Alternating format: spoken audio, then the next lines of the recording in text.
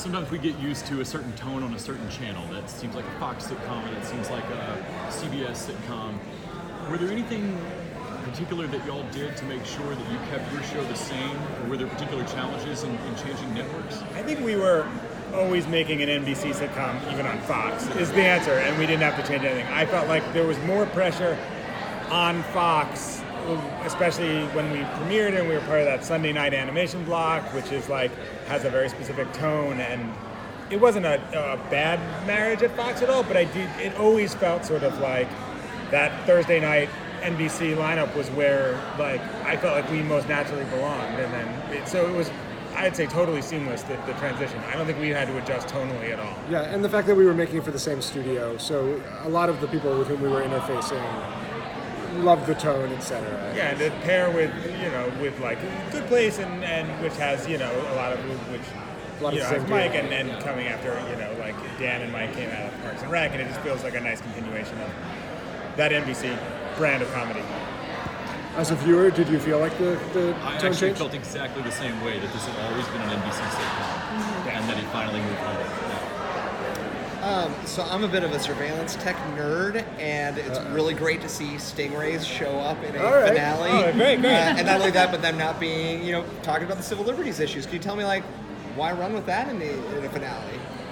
Do you want to talk about that? Yeah, I think I was thinking that. I think that we're always looking for, we make a show about police, and they're about, they're super funny and super kind police, and we love our characters, and I think we respect a lot of what, cops in the real world do, but there's also clearly a lot of real world issues surrounding police and their relationship to the public and the way that they behave, and we are always trying to sort of, I think we view our show as sort of modeling an ideal version of how police could relate to each other, how police could relate to citizens, but at the same time, we always want to make sure people understand that we're aware of that there is a host of real world issues, facing the police in general, the NYPD in particular, and so we try to find ways that exist within our world and ours we can still do comedy with, but also say we know that there's this constant issues, that it's not all just it's not all easy.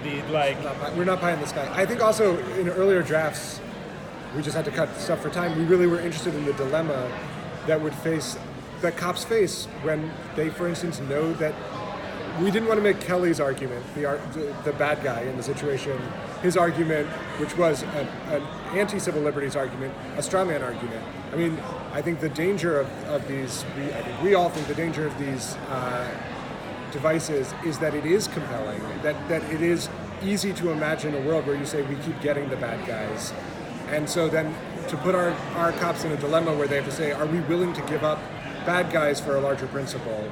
And I think to some extent we had to dilute that simply for time and to make sure we had he had a much comedy. bigger speech about, we didn't want him to be a villain who just wanted power or was just evil for the sake of being evil. He was doing what he thought was best for the NYPD, and it was trying to... But that's also, and I think that is, as Luke just said, sort of the central conflict, or one of the conflicts on the show, is this Jake's sort of hero vision of cops like John McClane, etc., colliding with a deep sense of what is right and ethical. And so I think we often sort of present this sometimes hyper-masculine or at least very pro-police or pro-action hero story and then try to undercut it. That's, I think, sort of the MO of the show. So it felt like actually, in terms of a finale, the apotheosis of a Brooklyn Nine-Nine story.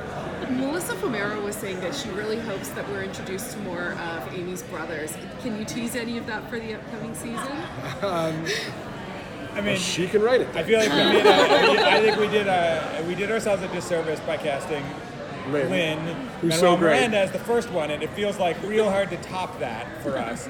And I think we have long wanted to do a story where you meet all 8 of the brothers. We've talked about that every year, I think, since we first talked about it. Yeah.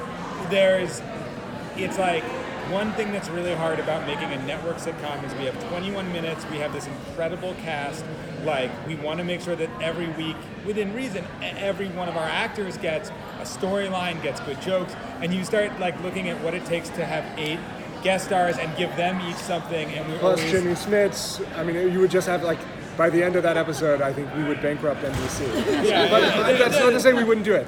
it just always becomes like, honestly, it's like there are practical things that are hard where you're just like, you know, there are cable Possible shows spin-off show? that add all like do whole episodes about side characters and the main cast is never part of it. Santiago's, we said it in the 80s. Yeah, it's great. Or 90s. Young Jimmy Smits. Yeah. I'd watch it.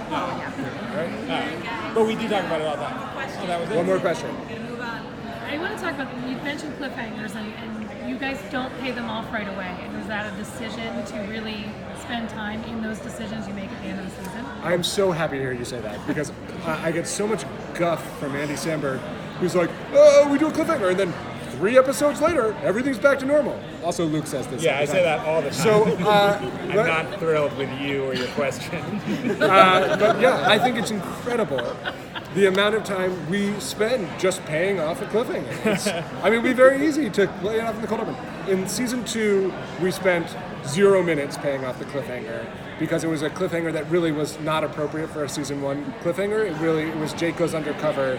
And I think if we were to do that now, we would have figured out a way to add 1 or 2 other characters into it and have them also have Jake find ways to interact with the rest of the squad. And I think we would have been excited to continue doing it. It would but have also been really in season fun. 2, there were new viewers, it was the start of a new season. We didn't want to do an episode that was Jake and a bunch of mafia guys the audience didn't know. There was pressure. I think there's also been some fun of getting into seasons 4, 5, 6, where you can be like, you can have an episode that's just Andre and Andy in Florida with guest stars. You can have an episode that's just Andy in prison with guest stars because we felt more established as a show. Audience knew it. We didn't feel the pressure every week to be like, there might be new viewers. We need to hook them with what the show is. And also at this point, it's nice to have something to help us come up with stories. So a good cliffhanger that gives us 4, 5 A stories is like, you know, the greatest gift anyone could give to you. And we give it to ourselves because it was a hard cliffhanger. Anyway, apparently that's our